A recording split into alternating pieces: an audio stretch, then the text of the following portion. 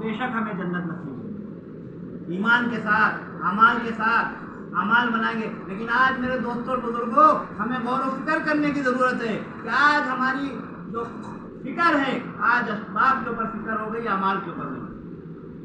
آج ہمیں اسباب کا جو ہے یقین ہو گیا ہے، اسباب کے اوپر ہم یقین کر لیتے ہیں، اسبابوں کے اوپر ہم کام پہ نہیں جائیں گے تو ہمیں روزی نہیں ملے گی، ہم ڈاکٹر کے پاس نہیں جائیں گے تو ہماری جو بیماری ہمیں شفا نہیں ملے گی، ہم یہ نہیں کریں گے تو یہ نہیں ہوگا، یہ نہیں کریں گے تو یہ نہیں ہوگا۔ ذرا دیر کے لیے ہم یہ نہیں سوچتے کہ جو کرنے دھرنے والی ذات ہے وہ تو اللہ کی ذات ہے، ہم اسے تو پہچانیں۔ اس کے لیے بہت زیادہ محنت ہے اور ہمیں یہ غور و فکر کرنے کی ضرورت ہے کہ نبی پاک صلی اللہ علیہ وسلم نے بھی اسی چیز کی محنت کری۔ اللہ تعالیٰ نے کم بیش 1.25 پیغمبر کو بھیجا اور یہی کلمہ لے کے بھیجا اور یہی چیز دے کر کے بھیجی کہ اللہ مجھے پہچان لو، میرے کلمے کو مان لو تو تم کامیاب ہو جاؤ گے ورنہ ناکام۔ اور ہر وقت کے نبی نے یہی چیز کو بیان کیا، ہر وقت کے نبی نے یہی چیز کو پیش کیا۔ اور آخر میں ہمارے نبی پاک صلی اللہ علیہ وسلم دنیا میں آئے تو آپ صلی اللہ علیہ وسلم نے بھی یہی کہا، آپ نے بھی یہی فرمایا جس کا مفہوم ہے کہ میں بارش کے ایسے پانی کے جیسے ہوں کہ وہ جہاں پر بھی پڑے وہ اپنے آپ کو جو ہے زرخیز کر دیتا ہے۔ اور اب یہ ہے کہ اس پانی سے قوم کتنا فائدہ اٹھاتا ہے۔ اگر وہ زمین پر پڑے گا تو اس کو زرخیز کر دے گا، ہریالی ہر جگہ چھا جائے گی۔ اگر وہ درختوں پہ پڑے گا تو وہ درخت کھل اٹھیں گے۔ اسی طرح یہ ایک مثال نبی پاک صلی اللہ علیہ وسلم نے ہمیں پیش کری۔ اگر ہم اس سے فائدہ نہیں اٹھائیں گے تو وہ پانی، یہ سمجھو کہ وہ جو پانی ہے بارش کا، اسی سے فائدہ ہم اٹھاتے ہیں۔ ذرا سوچو ذرا دیر کے لیے کہ سائڈ میں ہی بہت سمندر ہے، وہ پانی اگر ہم کسی درخت میں ڈالیں تو کیا وہ درخت اگے گا؟ کیا وہاں پہ ہریالی آئے گی؟ نہیں آئے گی۔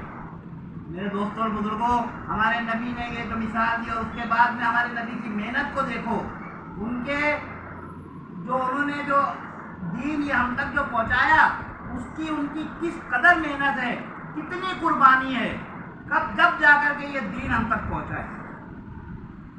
میرے دوستوں اور بزرگوں، یہ دین ہمیں جو مل گیا، یہ کلمہ ہمیں جو مل گیا، ہم ایسا سوچتے ہیں کہ ہمیں یہ وراثت بھی مل گیا۔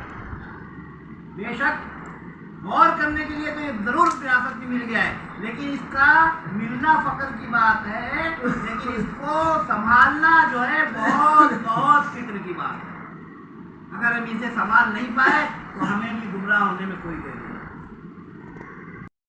اگر ہم اسے سنبھال کے لے جائیں گے، رائی کے دانے کے برابر بھی، حدیث پاک کا مفہوم ہے کہ تم رائی کے دانے کے برابر بھی اگر ایمان کو بچا کے لے جاؤ گے تو اللہ تعالیٰ تمہیں اس دنیا سے 10 گنا زیادہ بڑی جنت دے گا۔ لیکن میرے دوستوں اور بزرگوں، آج ہم اپنے گریبانوں میں جھانکیں، کیا ہمارا ایمان رائی کے دانے کے برابر قائم رہتا ہے؟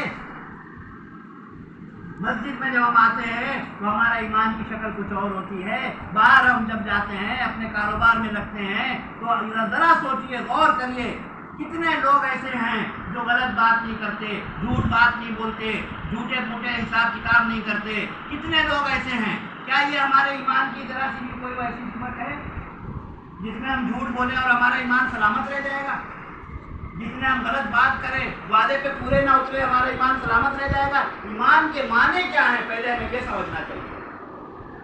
کامل مسلمان ہونا، ساری چیزوں کو ماننا، جو نبی پاک صلی اللہ علیہ وسلم کے پاک پاکیزہ طریقے ہیں ان پہ سارے کے سارے 100% اترنا، تب ہمارا ایمان سلامت رہے گا، تب ہم ایمان کی حفاظت کر سکتے ہیں۔ میرے دوستوں اور بزرگوں، بہت فکر کی ضرورت ہے اس بات کی کہ اب آج ہمارے ایمان کی سطح کہاں پر ہے۔ اس کے لیے میرے دوستوں اور بزرگوں، صرف اور صرف اللہ کے نبی نے جیسی محنت کری تھی، اللہ کے صحابہ نے جیسی محنت کری تھی، اللہ کے صحابہ نے جیسی قربانیاں دی تھی، اسی طرح سے اگر ہمارے دل میں قربانی کا جذبہ نہیں آئے گا، اسی طرح سے اگر محنت کا جذبہ نہیں آئے گا، اگر اسی طرح سے قربانی کا جذبہ نہیں آئے گا تو ہم اپنے ایمان کو کھو دیں گے۔ اس کی کوئی گارنٹی نہیں ہے کہ ہم نہیں کھوئیں گے۔ جو آج دور چل رہا ہے، غور فکر کرنے کی ضرورت ہے، اس کے لیے بہت محنت ہے۔ صحابہ کرام کی محنت کو دیکھیے، کیسی کیسی محنتیں کی انہوں نے، کیسے کیسے اپنے ایمان کو بنایا، کیسی یقین بنایا، کیسا یقین ان کے دلوں دلوں میں آیا, کیسی محنت ان کے اوپر ہوئی کہ 2 رکعت پڑھ کے اپنے کاموں کو پورا کر لیتے تھے. 2 رکعت نماز پڑھ کے ان کے گھروں میں نمک آ جاتا تھا, 2 رکعت پڑھ کے ان کے جانور گم جاتے تھے تو وہ مل جاتے تھے. کیسا یقین ہوگا, اور اس یقین پہ اللہ تعالیٰ کی مدد ہوگی. جبکہ اللہ تعالیٰ نے تو یہ ارشاد فرمایا کہ میں یہ مدد ان کے بعد بھی اور 50% جو ہے بڑھا کر کے کروں گا, اگر یہ چیز اسی پہ قائم رہیں گے تو.